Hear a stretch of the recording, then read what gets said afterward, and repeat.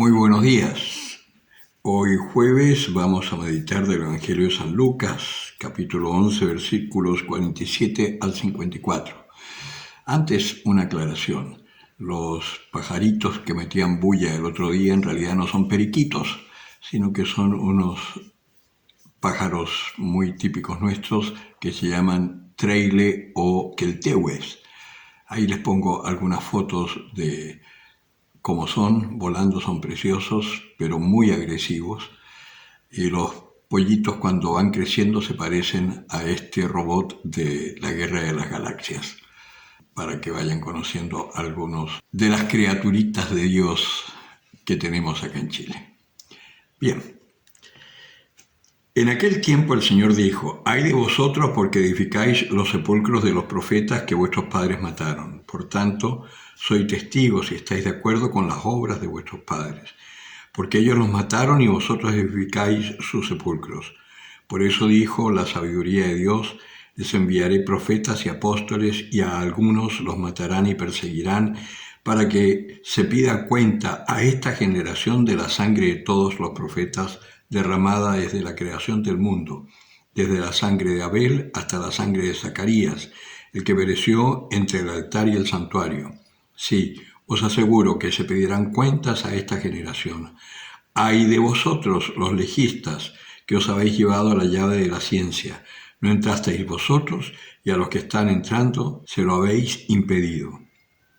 Y cuando salió de allí, comenzaron los escribas y fariseos a acosarle implacablemente y a hacerle hablar de muchas cosas, buscando con insidias cazar alguna palabra de su boca. Palabra del Señor. A mí una de las cosas que me impresiona de la palabra de Dios, lo viva que es, efectivamente es una palabra que es absolutamente actual y seguirá siendo actual, porque así como nuestra conversión es cada día y tenemos que aprender a vivir el hoy, la palabra de Dios también es para hoy. Y viendo esto que le dice el Señor a los escribas y fariseos, yo me pongo en la situación actual. Tenemos el caso de Nicaragua, por ejemplo, este legista que gobierna tiránicamente ese país, cómo ha tomado preso al obispo y a los sacerdotes y cómo está persiguiendo a la iglesia, cómo sacó de allí a las madres de la caridad, las monjas de Calcuta.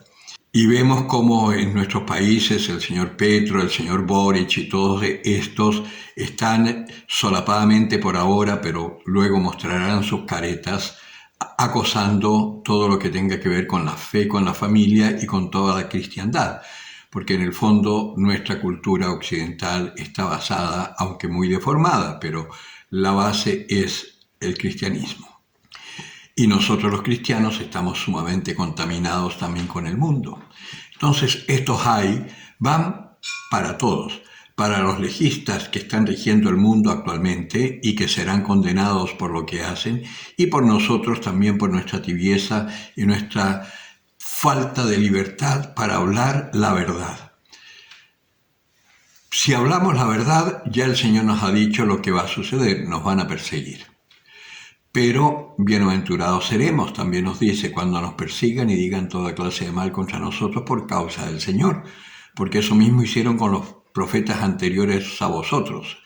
Y resulta que el Señor manda profetas y a nosotros nos toca ser profetas en nuestro tiempo, a costa aún de que dentro de la misma jerarquía eclesial te persigan, te marginen, hablen mal de ti e incluso, en algunos casos, hasta te impidan celebrar. No es mi caso aún, pero sí me consta de algunos sacerdotes, por ejemplo, que han sido echados de algunas diócesis por hablar con la verdad.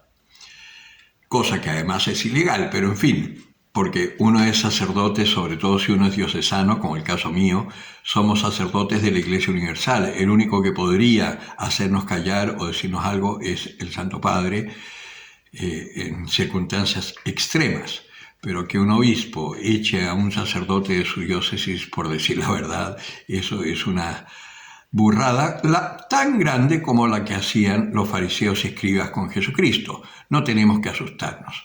Además sucede que hoy, dado esta confusión tremenda que hay dentro de la iglesia, Muchos católicos, estoy hablando solo de los católicos, muchos católicos cuando un cura habla con la verdad, dejan de venir a la iglesia, dejan de venir a misa y todo, porque hasta que no se vaya ese cura, yo no vuelvo a la iglesia, porque se mete en política. Pero es que resulta que no es meterse en política, es hablar de la realidad y tratar de iluminar la realidad con el Evangelio. Y aquí el Señor está siendo clarísimo.